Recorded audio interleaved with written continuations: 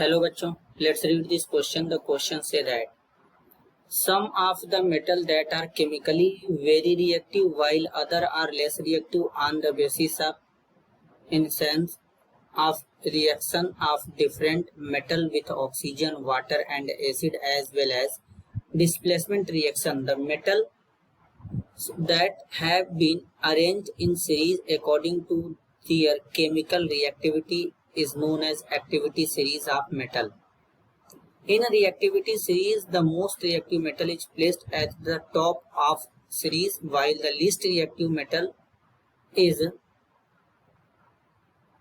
placed at the bottom of series. As we go down the series, the chemical reactivity of metal decreases. As the metal placed at the bottom of the reactivity series like silver and gold are less reactive, thus they are usually found in native state in nature.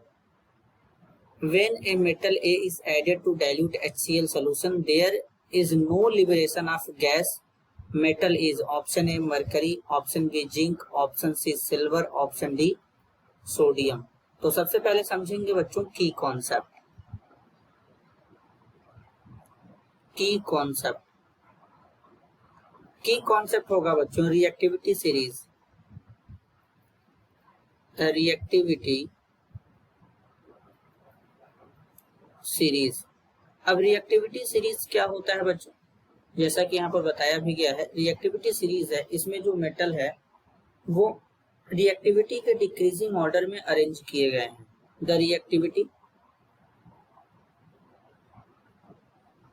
Reactivity series is a list of metals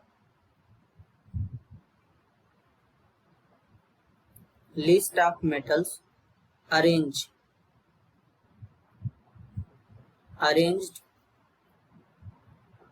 in the order of their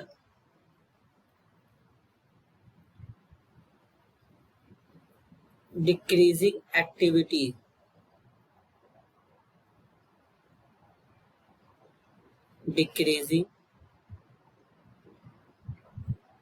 Activities.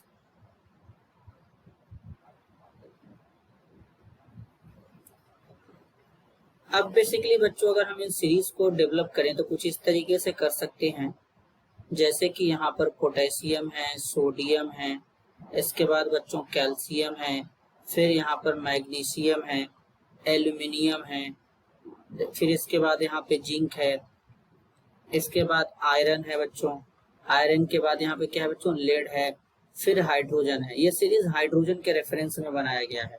फिर यहाँ पर बच्चों copper है, copper के बाद mercury है, mercury के बाद बच्चों यहाँ पर सिल्वर है, सिल्वर के बाद बच्चों यहाँ पर गोल्ड है. अब बेसिकली यहाँ पर बात करेंगे कुछ इस तरीके से, जैसे यहाँ पर है मरकरी. तो अगर हम बच्चों बेसिकली देखें जैसे पोटेशियम, सोडियम, कैल्शियम, मैग्नीशियम, इधर के जो मेटल है ये क्या है मोस्ट रिएक्टिव है. और मोस्ट रिएक्टिव इसलिए इनका रिएक्टिविटी ज्यादा है, और इधर के जो मेटल है बच्चों ये लीस्ट रिएक्टिव है.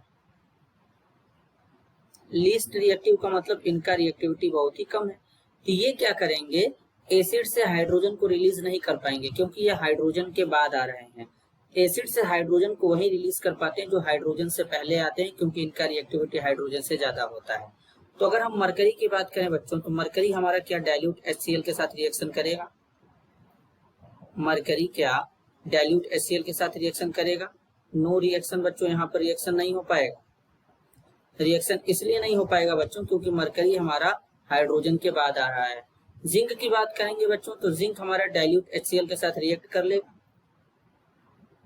और रिएक्ट करने के बाद हाइड्रोजन गैस को भी इवॉल्व कर देगा कुछ इस तरीके से. तो इसका मतलब बच्चों जो जिंक है इसका रिएक्टिविटी ज्यादा है, तो इसलिए तो हाइड्रोजन गैस इवॉल्व कर रहा है HCl से.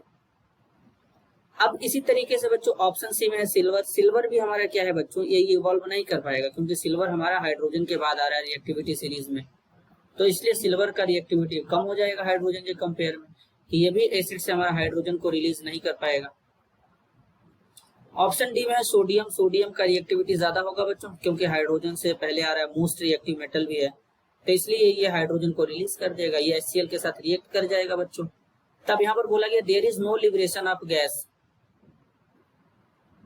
तो यहाँ पर जो मेटल ए को ऐड करेंगे डाइल्यूट HCl में, तो कोई गैस लिबरेशन नहीं होगा, मतलब कोई गैस बाहर नहीं निकलेगा, तो उस मेटल के बारे में बताना है।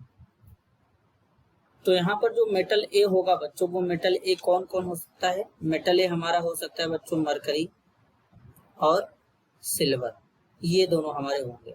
तो करेक्ट आंसर क्या होगा बच्चों? ऑप्शन ए और ऑप्शन सी।